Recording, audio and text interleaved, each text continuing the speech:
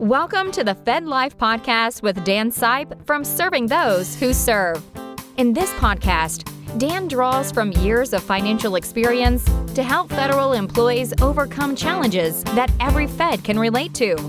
Join us for this journey as we reach, teach, and serve to help you make the right financial decisions. Now, on to the show. Hey Feds, how you doing? Little different opener. Trying to find out because I see we have more and more listeners. Drop me a note. Let me know if you like over the top manic Dan, or if you like the easy listening jazz Dan. Because I can do either one. I can also open in a world where Feds need information and don't know where to turn. There is only one name, Zurndorfer. I can do all that stuff. So let me know. Want to have some fun with this. But welcome to this episode of the FedLife Podcast. I'm your host, Dan Sipe. Additionally, I'm the branch manager here at Sipe and Associates, serving those who serve. This is a broken record. I'm never going to change it. I always want to take the time to thank you for your service. You don't hear it enough. You don't hear it enough from enough people. You are underappreciated, and that's not going to happen here. So I will be a broken record on that for as long as I am drawing breath, have a voice, and a microphone. We are back today, continuing remotely, with the guru, Ed Zurndorfer, or in my famous movie voice, Zurndorfer. He's here, and he is part of our mission to reach, teach, and serve you. Always have to say this one, too. At the outset, I need to say the opinions of our guest, Ed Zurndorfer, are not the opinions of Raymond James of Serving Those Who Serve. This podcast is presented for information only, not intended to be taken as advice. All listeners should consult their personal advisors before taking any action. And if you don't have an advisor, hit us up at Ask Ed at servingthosewhoserve.com, stwserve.com. As always, these podcasts will mirror Ed's FedZone articles, and we are going to pick up today where we left off with every person's number one favorite topic, taxes. Yay! If you're new to the podcast, you may not be aware that Ed, in addition to being one of the top authorities on federal benefits, is also an enrolled agent with the IRS. I'm fond of saying Ed has forgotten more than most people know, but I have not found anything Ed has forgotten. Ed, we're really diving into the nuts and bolts on this one because you lead off with determining one's filing status. So got to have a little fun here. Let me play devil's advocate. Is that hard to do? In reality, Dan, it is not, but there are some complicated factors. When I prepare someone's taxes, I always have to ask some questions. I can't assume if the person walks in the office, they're going to be single. I have to get somewhat personal. I have to say, can you tell me about your family? You just can't assume anything because there's really two types of filing statuses, single, married, but it's broken down a little bit more, and I got to ask some questions. So I guess the short answer to your question is yes, but the long answer is I got to ask a lot of questions before I can come up with a conclusion what a person's filing status is. Okay. Fair enough. And since you took the time to write it, let's go ahead and talk about it. Let's dig into those five statuses. So first up, single. Single means that you're unmarried, perhaps separated from a spouse either by divorce or a separate maintenance decree as of the last day of the calendar year. So if we're talking about filing our 2020 taxes, we have to look at our status as of December 31st, 2020. Also included under the single category is a widow. Mm-hmm. Now, a widow is, or widower is someone who lost their spouse. Now, if the spouse died during the year, as long as the deceased spouse was alive for at least one day of the year, then the surviving spouse is not considered to be single. They can file as married. Okay. That's one of the complicating factors here. We have to ask. Somebody says, "Well, I'm single." Well, as of when? Well, my spouse died on January 2nd, 2020. Well, guess what? You're still eligible to file as married. Okay. And let's move ahead towards the marrieds. First one, I think most people are pretty familiar with: married filing jointly. Yes, married filing jointly. Two individuals may file jointly if, as of the last day of the year, December 31st, 2020, in the case of our 2020 tax returns, they are married, living together as husband and wife. And by the way, that's also includes same-sex marriages, please. Mm-hmm. It's not just opposite sex, because ever since the Supreme Court overturned the Defense of Marriage Act back in 2015, federal law recognizes same-sex marriages as like opposite-sex marriages. The individuals are married. They might be they may be married and living apart, but they're not legally separated or divorced. Gotcha. They could be married, living apart, but not legally separated under a decree of divorce or separate maintenance. Also living in a common law marriage that is recognized in the state where they currently reside. Not all states recognize common law marriages, but if they do live in such a state, IRS will recognize that as a legitimate marriage, so they can file married filing joint. And as I say, as long as they were married for at least one day of the year, between January 1st and December 31st, they can file as married filing joint. The surviving spouse can file as a married filing joint for that year. Gotcha. Let's get to the next one, which is married filing separately. Why might a couple choose to do this? This is the next category as far as married. And a couple may decide to file married filing separately for maybe a couple reasons. That is probably the most important reason is by filing married separately. In other words, they're filing their own returns, they're reporting their own income, reporting their own expenses.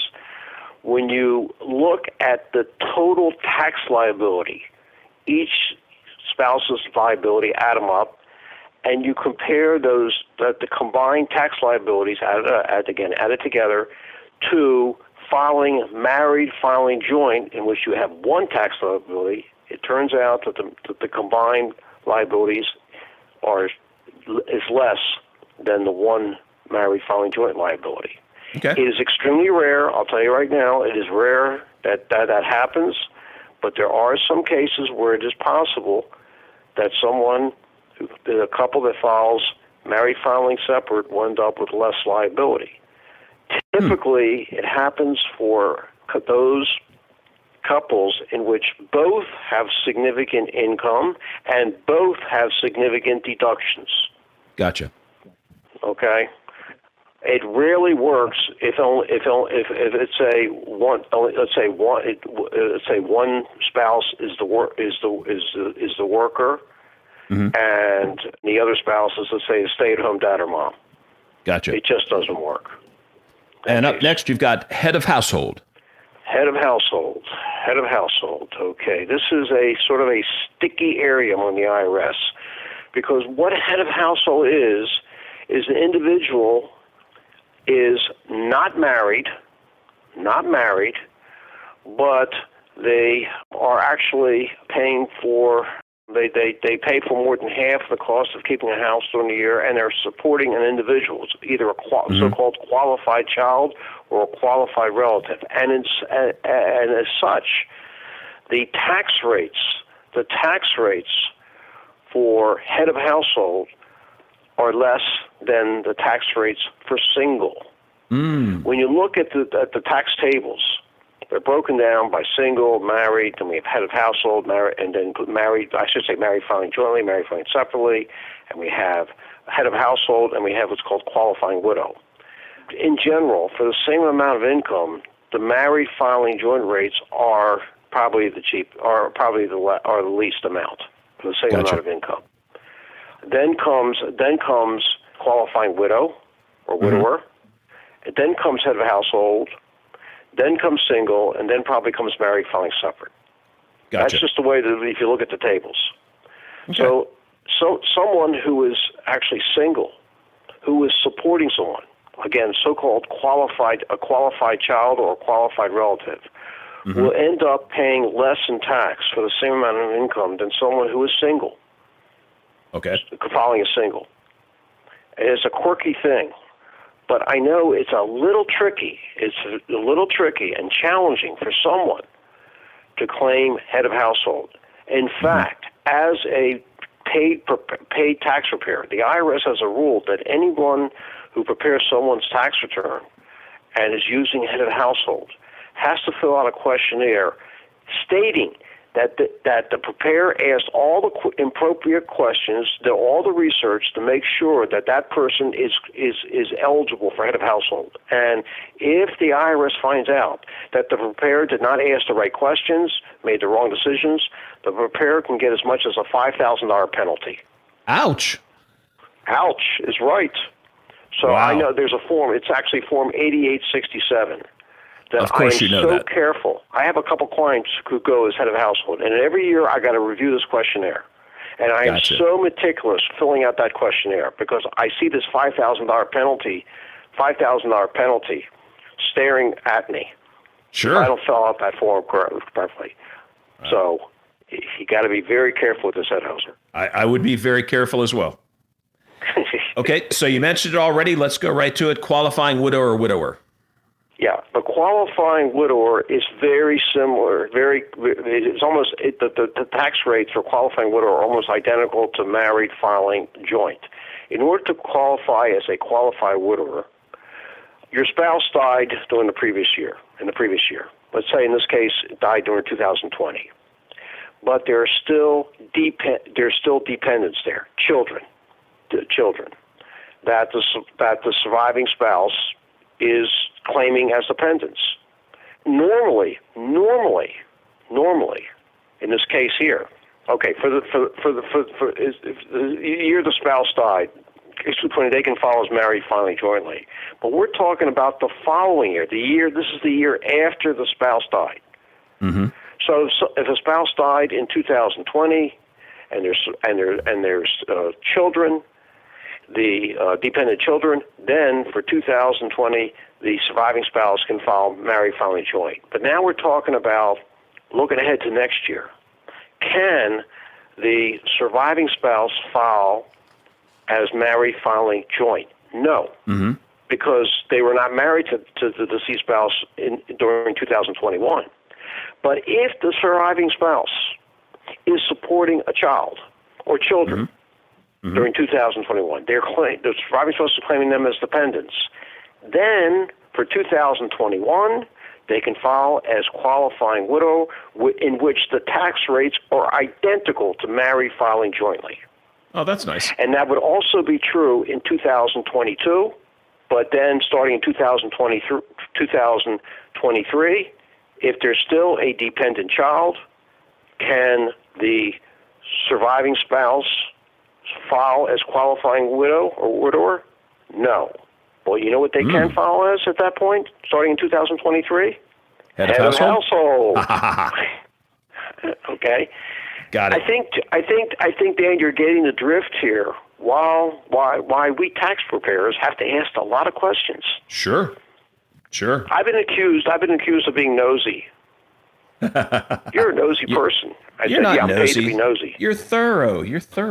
Okay. Well, and I've had other tax issues, and people have said to me, "It's none of your business." I say to them, "You're right. It's none of my business. Therefore, our relationship is now over." There we go. It is my business. Yep. That kind of sets us up for the topic of your second article, which is, does our dependent child have to file a tax return? Got to be devil's advocate again here, Ed. Does that happen a lot? Oh yes, really? Wow. It has gotten to be a real challenge for us tax preparers too. This is another issue. I want everyone who's listening to think about this. Last summer, I know with the COVID, a lot of people were not working, didn't get jobs. Like their summer camps were sort of on the, if they were around, they weren't really that for that long. But let's take the scenario where we have the summer and we have high school students, college students who are working. They have their summer jobs. Maybe we have some high school students who work after school. They're getting a paycheck. When you get a paycheck, Dan, do you have to pay taxes? Yes, I do. Federal tax? State tax? Yep. Yeah. Do you have Local to file tax? a tax return? Do you have to file a tax return? Oh, I do. Yes. Maybe. Well, you do and I do, but I'm talking about somebody who may not be earning that much. Okay, got it. Okay. See, I always guess yes when I'm talking about the IRS. If it's like, do I have to do something? I guess yes. So go ahead. Many of our children have benefited from their very nice parents. Their parents put money aside to invest money in stocks and bonds and mutual funds. Maybe we have grandparents who are so generous that they want to give money to their grandchildren, so they don't just give a check. They say, well, I'll give you some money, and then you'll go out and invest it, put in something good, getting something that's going to really grow over time. The question comes up here: the child is earning a paycheck, or they're getting investment income. Do they have to pay tax on it? And the answer is, depends on how much they're going to be getting. IRS has rules about that. In general, a dependent child must file a tax return. And let's say in this year, in the year 2020, these are the specific rules. During the year 2020, if your child received what is called unearned income, that's generally investment income, interest, dividends, capital gains. Also, if the child was receiving Social Security, is that possible? A child can get Social Security? Sure. Yes. If, God forbid, the child's parent died, the child's under the age of 18, the child will be receiving 75% of their deceased parent's Social Security. Yes, they're going to get their parent's Social Security until the child turns 18. Social Security is potentially taxable, believe it or not. There are children of deceased federal employees, deceased federal annuitants who are under the age of 18, or they're between 18 and 22 and full-time college students. They're receiving what's called federal children survivor annuity benefits. Yep. They're going to get a monthly check until they're no longer eligible, normally age 18, unless they go to college. Right. And if they go to college and they're a full-time student, they'll receive this monthly annuity until they turn 22. If a child was disabled before age 18, these monthly payments will go on forever. Well, those monthly annuity payments are taxable. Oh, I know that. Should I go on? More information and more. A child may get income from a trust. They receive a relative, a grandparent set up a trust, and the trust is paying income to the child. The child has to pay tax on that trust. Here's another one you may not think about. Okay. Suppose a child is working. They say they have a job. They go to school during the day. In the afternoon they get a job and they get laid off.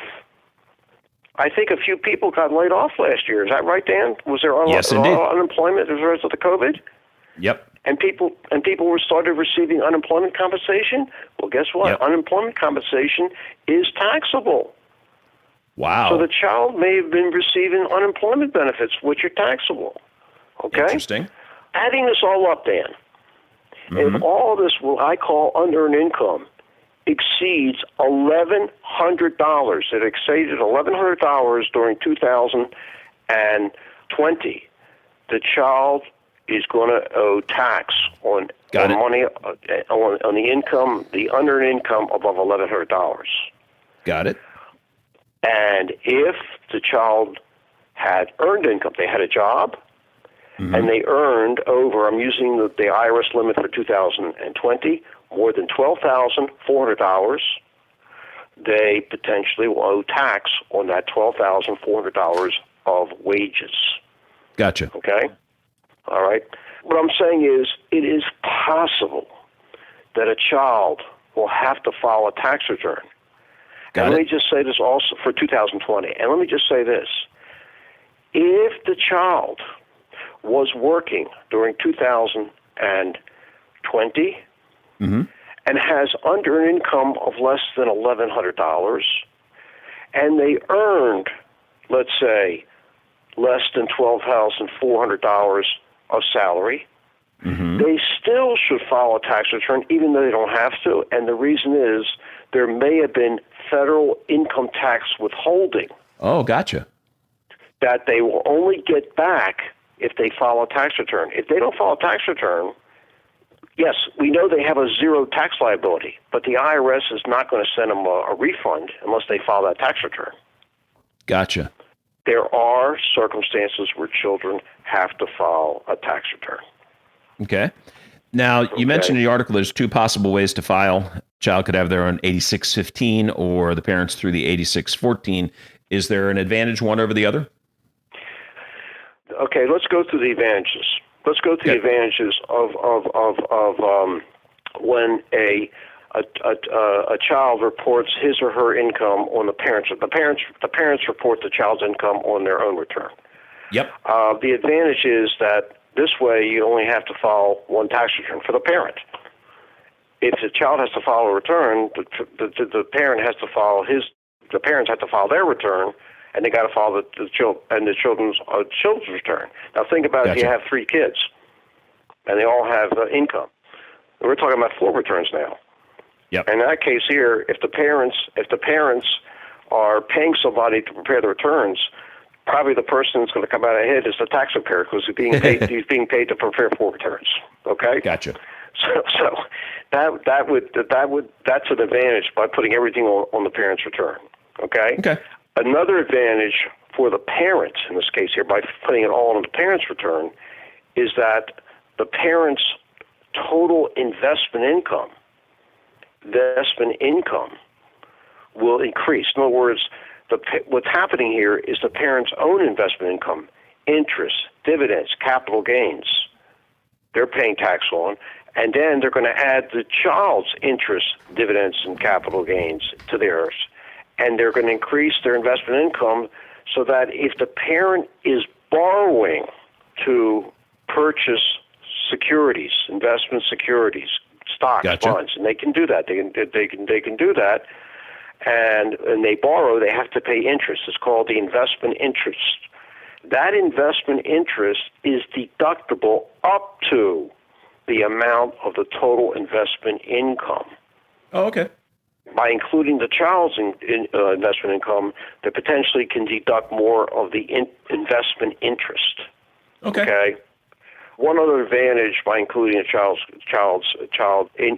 income to the parents, so that the child doesn't have to file a tax return. There was a tax law change this year. It's temporary, but it's really a result of the CARES Act because of the COVID. Sure. And it comes to charitable deductions. Before the CARES Act, the limit on deducting charitable contributions, total charitable contributions. Mm-hmm. This is for people who itemize. The limit in any one year was 50% of 60% of one's adjusted gross income. So let's say your adjusted gross income is $100,000. You could, before the tax law change, make charitable contributions, which includes cash and checks and, let's say, goods, furniture, and old clothing. Mm-hmm. You could donate a car, things like that. The limit would be $60,000. I know it's hard to believe people would do that, but maybe somebody's so good-hearted they want to make a good deduction, and this way, sure. $60,000 reduces their income from down to $40,000. They're going to pay a lot less in tax. Gotcha. That's a tremendous write-off. Yep. Well, as a result of the CARES Act, the limit is 100%. You can contribute up to 100% of your adjusted gross income. Mm-hmm. So by including the child's income to the parent's income, thereby increasing the parent's adjusted gross income, they can give more money to charity and save on taxes. Gotcha. That would be one. These are the advantages. The disadvantages are possibly here are the disadvantages. Let's suppose that the parent wants to include the child's own charitable contributions. The child has actually charitable contributions, and then of course those charitable contributions would say the parent, the child's going to include their income on the parent's return. But if the child had their own charitable contributions, the child actually made charitable contributions, mm-hmm. they would not be allowed on the parent's return. So that would be a lost deduction. That would be a loss Gotcha. deduction. The child would not get any benefit from making those charitable contributions. Not that. The reason one should make charitable contributions is for tax purposes. What I'm saying is, here the child is so good-hearted, they feel good. Gee, I made a contribution to the church, the synagogue, Sure. to the Goodwill. I took part of my savings and gave it to the church. I'd like to see some benefit from that in terms of taxes, but now they're told, oh, sorry, no benefit because we're including your income on our income. Gotcha. Another disadvantage, and this is a biggie for some people. There's another tax out there that affects people with high incomes. It's called the net investment income tax. It's the NII. I like to call it the NIT tax. NIT. Anything of NIT. Net investment income tax. And this is a 3.8% tax on top of your regular tax you pay on investment income, interest, dividends, capital gains. So if you're paying, let's say, 20% tax, 20% on a dividend or a capital gain, if you're subject to this net investment income tax, you're paying 23.8%.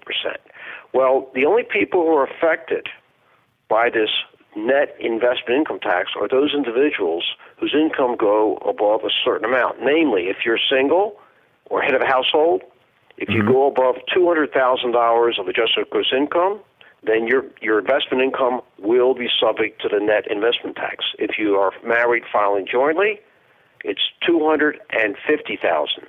What I'm saying is that when you add up all of the parents' adjusted gross income, or a person who's single, their AGI comes out to be less than that. But then you add the child's income, it could put the person or the couple above that threshold, income threshold, to make them subject to the net investment income tax.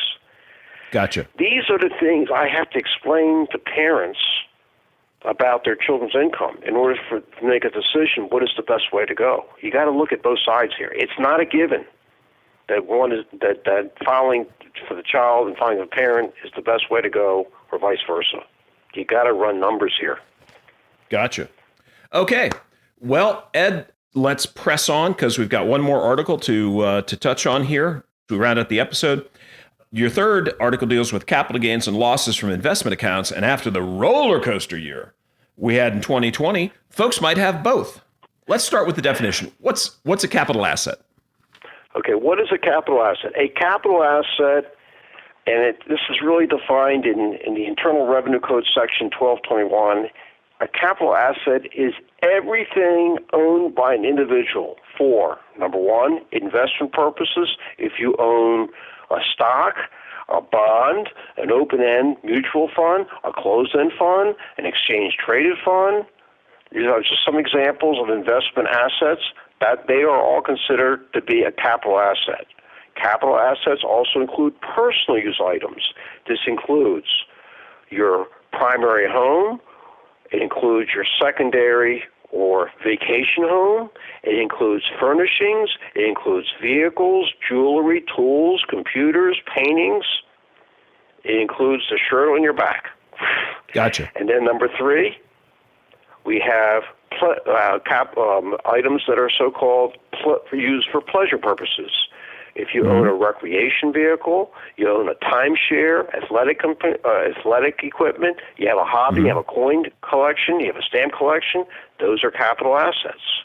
Okay. And finally, capital assets include things used for business purposes. Gotcha. So those are the four categories of what's called capital assets. Okay. We've got our capital asset, and it grew. Then we decided to sell it. That can be a big difference for a tax bill, right? Yes. Let's talk about mainly investment purposes. Everybody thinks things grow. They think about their investments, stocks. That my stock went up in value. My bond, my bond that I bought went up in value. My mutual fund went up in value. My GameStop. I'm so happy about my GameStop stock. Right. GameStop, yes. And they're so happy about it. They look in the paper in the morning and say, gee, I bought it at $100 and now it's worth $150. I'm so happy. It's going up by $50. Well, glad you're happy, but that's only on paper. It's only on paper. It's going up. It could come back down too. But the fact is that if you were to sell that investment, sell it, and you incur what's called a capital gain, you will have to pay tax on that gain. It's going up in value. How about if it goes down in value? You have what's called a capital loss. Now, that capital loss can be used to offset any capital gains you have, or if you don't have any capital gains, then on your tax return, you can deduct up to $3,000 on your tax return, and that $3,000 will offset your other income, such as wages, such as pension, IRAs, income coming in. So you're getting a little tax savings. I like that. What I'm saying is investment capital assets, the gains, when you sell and the gain, they are taxable. When you have investment assets you sell for loss, they are potentially, I emphasize the word potentially deductible in the sense that they offset any capital gains you have and up to $3,000 of other income. And if for some reason you have more than $3,000 of capital losses in any 1 year that you cannot offset the capital gains against capital gains, any excess capital loss can be carried over from 1 year to the next. Nice. I want to point out, Dan, that $3,000 capital loss limit, you know how long that's been in effect? Congress has never raised it. Wow. Want to guess? I'll give you a guess, Dan. It's as long as I've been married. 43 years. Wow. The limit, they set that limit in 1978. Wow. Wow. Okay, that could use a little indexing for inflation. So, folks, little plug here. Make sure you head over to the Fed Zone, fed-zone.com, and see Ed's actual article, because he builds a lot of great tables into there, and so there's some terrific information. We talked about the gains and losses. Let's talk about the two types of losses, because gains or losses, we've got short-term and long-term. So let's brief folks on those. Let's talk about short-term gains and losses. Sure. Let's first define what short-term is, and then we'll define what long-term is. Gotcha. Short-term is considered, well, first of all, we've got to define the word holding period. Holding period means how long you're actually owning this capital asset. Okay? So if you own a capital asset for less than a year and then you sell it, then the gain or loss is considered to be short-term. Got it. If you hold that asset for at least 1 year, or 1 year and 1 day, it has to be at least 1 year and 1 day before you sell it, then the gain or loss that you incur will be long-term. Long-term. Gotcha. And this is extremely important in terms of taxes, whether you have a short-term gain, short-term loss, long-term gain, long-term loss. Extremely important. Oh, yeah. That you know your holding period. Very true, because short-term hurts worse than long-term. Yes, when it comes to gains. Yep. I think we may have talked about this in November or December on one of the podcasts. Yep. We talked about the fact it is now harvest season. Yep. No, I'm not talking about harvesting the crops. I'm talking about harvesting the losses. Yep. Because with those losses, individuals can really save on taxes for the year if they incur particularly short-term losses. I'll explain why here in a moment. Before December 31st, they can really save on a particular year's tax bill. Very true. And folks, if your advisor's not talking to you about stuff like that, ask them why, especially after this past year. If your advisor did not have a conversation with you about harvesting losses, ask them why. Now, okay, Ed, you also touch on here, talking about gifts. How are they reckoned?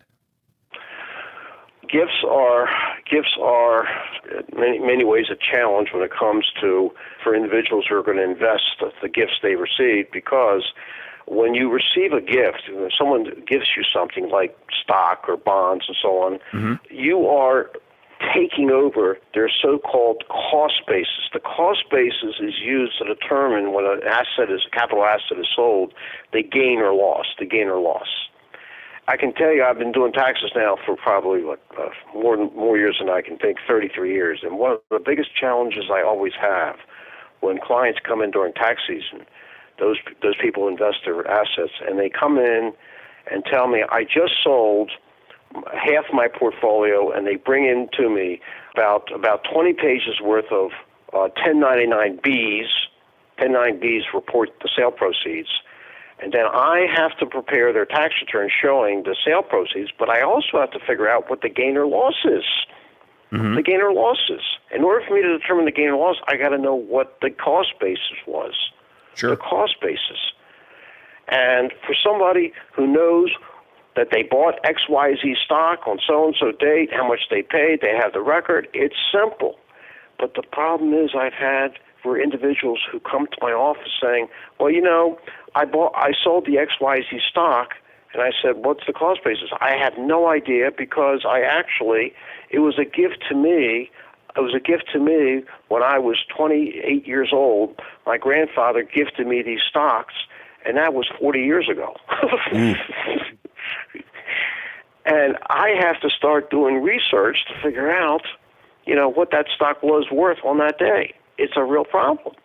I advise people who receive gifts of securities that in addition to saying thank you to the person who gifted them the money, they always say thank you. But when they say thank you, by the way, can you give me your information about what you paid for that stock or security so I can have it for my records in case one day when I sell it, my accountant will be very happy that I have the information. Because the general rule, again, is that one who receives a gift of a capital asset will take over the donor's cost basis for that capital asset. Gotcha. You are the donee. You received the gift from the donor. You are taking over that donor's cost basis. Makes sense. Okay. Now, Ed, you have an entire webinar on tax planning, don't you? Yes, we do. In fact, I have the next date, Dan. I happen to have it, and people can sign up by going to www.fed-zone.com. You can see up, just click on there, Virtual Seminars by Ed Zurndorfer. Yep. And the next webinar is one of my favorite days of the year, March 17th. I'm not Irish, but I do like that day. I'm not Irish. Okay, it's St. Patrick's Day. It will be held on March 17th between 9 and 12 p.m. I'm sorry, I got the wrong date. It's March 9th. I'm sorry. March 17th is the TSB webinar. Please attend the TSB webinar. That's on March 17th. We like March 9th, too. Okay. March 9th is the tax planning webinar. March 9th between 9 and 12 p.m. Please go to the Fed Zone, sign up. Everyone, you'll really get a lot out of these webinars. Good information. Couldn't agree with you more. We've got Ed and Jennifer Meyer. They're here all through the year, helping you along, take notes, ask questions, and then all this planning will be a breeze, right, Ed? That's absolutely correct. In fact, all of my Fed Zone columns, Fed Zone columns between now and April 15th will deal with taxes. That's why he's here for you folks. Take advantage of it. Read them. Hardest working guy in federal benefits. So, folks, be sure to tell you folks about the webinars. Ed is the best. Ed and Jennifer together are dynamite. So head to swserve.com, hit the red button. You can sign up for one and sign up for all. Folks, that is a wrap. Be sure to catch our next webinar because this one's really special. It's going to be a little bit unscripted. Ed Zurndorfer will be your guide to filing and receiving Social Security benefits because he just did it. So he is going to be our guide through the woods. We are Serving Those Who Serve. Be sure to subscribe to this podcast on our YouTube channel and Spotify. Please remember to share it with your friends and strangers. Check us out on Twitter and LinkedIn. Don't forget the live webinars every week. We just mentioned those. The Guru comes to you as part of our effort to reach, teach, and serve you. Sign up for one, sign up for all. Tell your friends. They will say thank you. Be sure to check out Ed every month in the Fed Zone, fed-zone.com. For Ed, the crew at Serving Those Who Serve, and me, Dan Sipe, good luck, Godspeed, and above all, remember, it's your Fed life, Please make it a great one, because you deserve it. Stay well, everybody. We are out. Thank you for listening to the FedLife podcast. Click the subscribe button below to be notified when new episodes become available. The information covered and posted represents the views and opinions of the guest and does not necessarily represent the views or opinions of Serving Those Who Serve or Raymond James. The content has been made available for informational and educational purposes only. The content is not intended to be a substitute for professional investing advice. Always seek the advice of your financial advisor or other qualified financial service provider with any questions you may have regarding your investment planning. Securities offered through Raymond James Financial Services Incorporated, member FINRA SIPC. Investment advisory services offered through Raymond James Financial Services Advisors Incorporated. Serving Those Who Serve is not a registered broker-dealer and is independent of Raymond James Financial Services. Raymond James is not affiliated and does not endorse the opinions or services of any of the quoted professionals or their respective firms. Any opinions are those of Dan Sipe and not necessarily those of RJFS or Raymond James. This case study is for illustrative purposes only. Individual cases will vary. Raymond James is not affiliated with and does not endorse the opinions or services of the quoted professionals or their respective organizations. Neither Raymond James Financial Services nor any Raymond James financial advisor renders advice on tax issues. These matters should be discussed with the appropriate professional. Investing involves risk, and you may incur a profit or loss regardless of strategy selected, including diversification and asset allocation.